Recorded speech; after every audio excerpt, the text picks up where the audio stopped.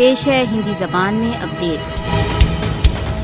भारत की युद्ध प्रियता एक बार फिर दक्षिण एशिया को युद्ध के कगार पर खींचने का प्रयत्न कर रही है। भारतीय जनता पार्टी नेताओं के आजाद जम्मू कश्मीर संबंध उत्तेजनात्मक वक्तव्य भारत की राज्य विस्तारवादी मानसिकता को अभिव्यक्त करते हैं। भारतीय नेताओं के किसी भी प्रकार के झूठे दावे कश्मीर की विवादग्रस्त स्थिति अथवा राष्ट्रसंघ प्रस्तावों को नहीं बदल सकते।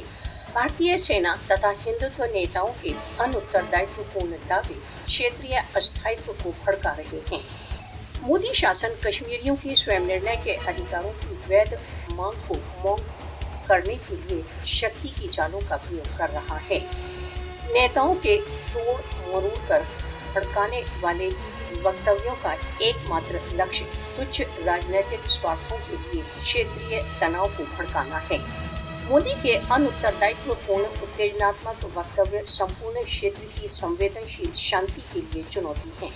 भारत की हठधर्मी निरंतर व्याप्त दक्षिण एशियाई अस्थायित्व का मूल कारण है।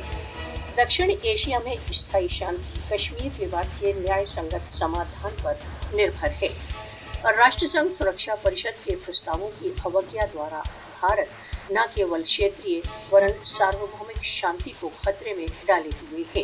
अंतर्राष्ट्रीय समुदाय को भारत पर दक्षिण एशिया में स्थायी शांति की स्थापना के लिए परिस्थितियां उत्पन्न करने हेतु दबाव डालना चाहिए।